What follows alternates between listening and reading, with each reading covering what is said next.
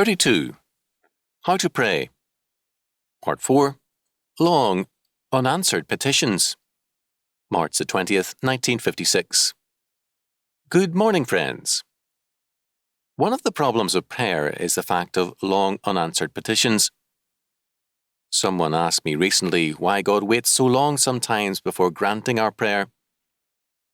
Perhaps we have prayed for justice, for a long-desired hope, for something we feel clearly is in the will of God, and yet does not seem to be heard by God.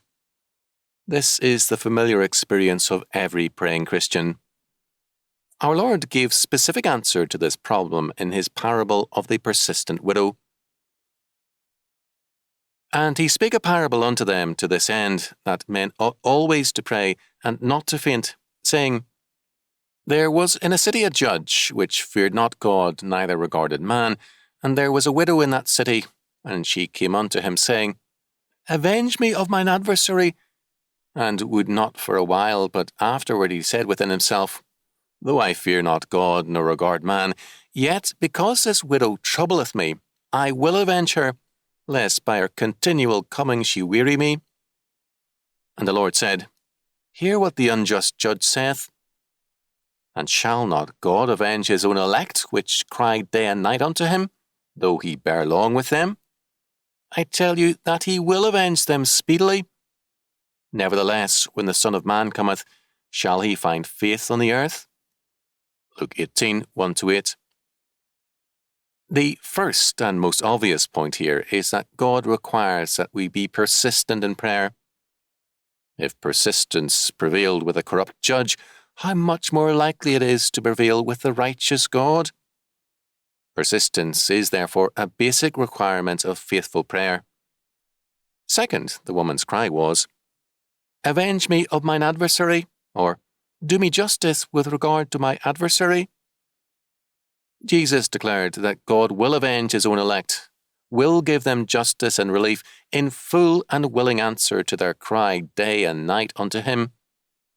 The Lord will give his people justice, though he bear long with them, Jesus said. These words, this forbearance, have reference to the adversary. As McNichol in Davidson has pointed out, his forbearance is shown not to his elect, but to their oppressors. God delays in answering not because of any unwillingness to deliver his people, but because of his patience and long-suffering with regard to their oppressors. The patience of God far exceeds the patience of man, even as the justice and judgment of God are far more rigorous and total than man's. This means that persevering prayer receives the fullness of answer in the fullness of time, that God delays only to render a complete and total answer to the prayers of his elect. His final and eternal answer comes with his second advent, but even now he answers the persevering prayer. Third, in his concluding sentence, our Lord asked, When the Son of Man cometh, shall he find faith on the earth? More literally, the sentence reads, Shall he find the faith, that is, the kind of faith that persists in prayer? J. McNichol. This, then, is our Lord's declaration of faith, that it persists in prayer. The widow is used to illustrate also the nature of the man of faith. Widows in antiquity were often most helpless and defenseless in corrupt times, and especially prey to fraud and exploitation. Their helplessness in such an age meant that they had no human recourse except the judge. We are much the same in that our only real help is in God. In terms of the immensity of our problem, we stand helpless and without any hope. True faith sees its helplessness, but is never hopeless.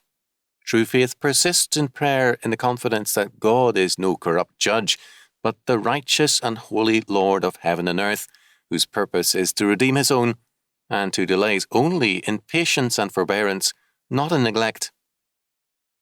This, therefore, gives us great ground for confidence in prayer. We can pray boldly, knowing that our persistence is blessed in the sight of God and is described by him as faith. We can pray hopefully in the face of our helplessness, knowing that our helplessness is undergirded by the omnipotence of God. We pray because we have no other recourse, and also because we know that no other possible recourse is equal to the full and final providence of God. Knowing these things, then, men ought always to pray and not to faint.